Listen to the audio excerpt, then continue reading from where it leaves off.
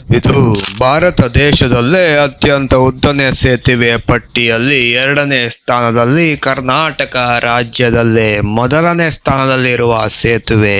ಹೌದು, 2025 ಜುಲೈ ಕೇಂದ್ರ ಸಚಿವ ನಿತಿನ್ ಗಡ್ಕರಿ ಅವರಿಂದ ಉದ್ಘಾಟನೆಗೊಂಡಿರುವ ಈ ಸೇತುವೆ ಸುಮಾರು 2.5 ಕಿಲೋಮೀಟರ್ ಉದ್ದವಿದ್ದು ಅಂದಾಜು ವೆಚ್ಚ 472 ಕೋಟಿ ರೂಪಾಯಿ ವೆಚ್ಚದಲ್ಲಿ ನಿರ್ಮಾಣಗೊಂಡಿದೆ. ಈ ಸೇತುವೆ ಇಲ್ಲದ ಮೊದಲು ಸಿಗಂದೂರು ಕಡೆಗೆ ಹೋಗಲು ಜನರು ಹೊಳೆ ದಾಟಲು ದೋಣಿಗಳು ಅಥವಾ ತೆಪ್ಪಗಳನ್ನು ಬಳಸಬೇಕಾಗಿತ್ತು.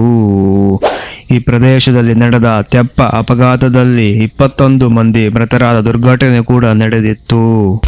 ಈ ಸೇತುವೆ ಹಳೆ ರಸ್ತೆ ಸಂಪರ್ಕವನ್ನು ಮರುಸ್ಥಾಪಿಸುವ ಮೂಲಕ ಸಿಗಂದೂರು ವಲಯದ ಸ್ಥಳೀಯ ಜನರಿಗೆ ಒಂದು ಹೊಸ ಆಶಾಕಿರಣ ಅಂತಾಗಿದ್ದು ಸುಳ್ಳಲ್ಲ. ಈ ಸೇತುವೆಯಿಂದ ಸಾಗರ ಮತ್ತು ಸುತ್ತಲಿನ ಹಳ್ಳಿಗಳ ನಡುವೆ ಸಂಚಾರ ಸಮಯ ಕಡಿಮೆಯಾಗುವ ಮೂಲಕ ಪ್ರಸಿದ್ಧ ಸಿಗಂದೂರು ಚೌಡೇಶ್ವರಿ ದೇವಾಲಯಕ್ಕೆ ಹೋಗುವ ಯಾತ್ರಾರ್ಥಿಗಳಿಗೆ ಇದು ಬಹುಮುಖ್ಯ ಸೇತುವೆ.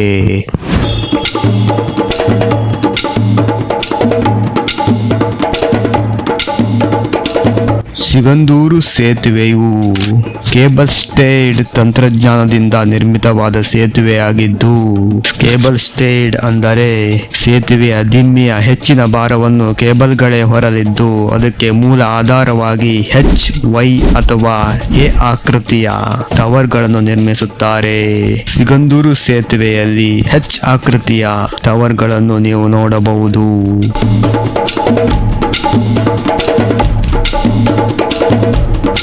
Emotional moment for ferry. ಇಷ್ಟು ವರ್ಷ ನಮ್ಮನ್ನು ಹೊತ್ತು ಸಾಗಿಸಿದ ಈ ಫೆರ್ರಿಗಳಿಗೆ ಇನ್ಮೇಲೆಯಿಂದ ನಮಗೆ ನೋಡಲು ಸಾಧ್ಯವಿಲ್ಲ. ನೋಡ್ಬಹುದು, ಬಟ್ ಪ್ರಯಾಣ ಮಾಡೋಕ್ಕಾಗಲ್ಲ ಅಷ್ಟೇ. ಕೆಸರು ಮುದ್ದೆ ಮಾರ. ಇದು ಪಾರ್ಕಿಂಗ್ ಅಂದರೆ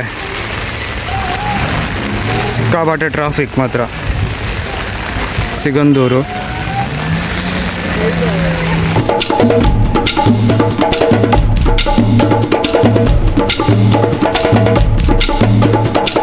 ಸೇತುವೆ ಆದ ಪ್ರಭಾವನೋ ಅಥವಾ ಮೊದಲಿಂದನೂ ಹೀಗೆ ಇತ್ತು ಗೊತ್ತಿಲ್ಲ, ಆದರೆ ಸಿಗಂದೂರಲ್ಲಿ ಮಾತ್ರ ಜನ ಸಾಗರ ಮಾತ್ರ.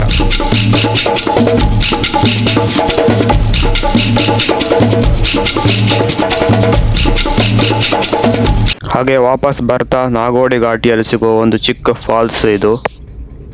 ಹೇಗಿದೆ ನೋಡಿ.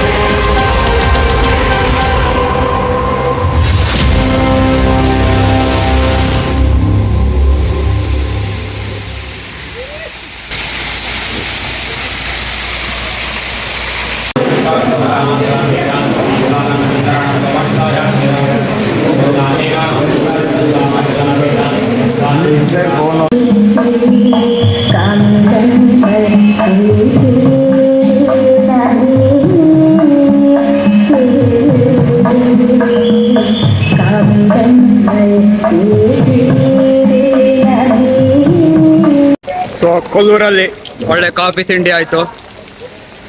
ಜಗದಂಬ ದರ್ಶನ ಮಾಡಿಕೊಂಡು ಒಳ್ಳೆ ಕಾಫಿ ತಿಂಡಿ ಕೊಲ್ಲೂರಲ್ಲಿ. ಸಖತ್ ಮಳೆ ಕೂಡ ಬರ್ತಾ ಇದೆ. ಮಳೆ ಅಂತೂ ಹೆವಿ ಇವತ್ತು ಮಧ್ಯಾಹ್ನ ಮ್ಯಾಲಿಂದ. ಸಿಗಂದೂರಲ್ಲೇ ಶುರು ಆಯಿತು ಮಳೆ. ಸೊ ಸಿಗಂದೂರಿಂದ ಕೊಲ್ಲೂರಿಗೆ ಬಂದು ನಾಗೋಡಿ ಘಾಟ್ ಮೂಲಕ ಕೊಲ್ಲೂರಿಗೆ ಬಂದು ಕೊಲ್ಲೂರು ಮೂಕಾಂಬಿಕೆ ದರ್ಶನ ಮಾಡಿಕೊಂಡು ಒಳ್ಳೆ ಟಿಫಿನ್ ಮಾಡಿಕೊಂಡು ಈಗ ಸೀದಾ ವಾಪಸ್ ಮನೆಗೆ ಹೊರಡಬೇಕು ಕೊಲ್ಲೂರಿಂದ. ಸೊ ಫ್ಯಾಮಿಲಿ ಟ್ರಿಪ್ ಇದು ಒಂದು.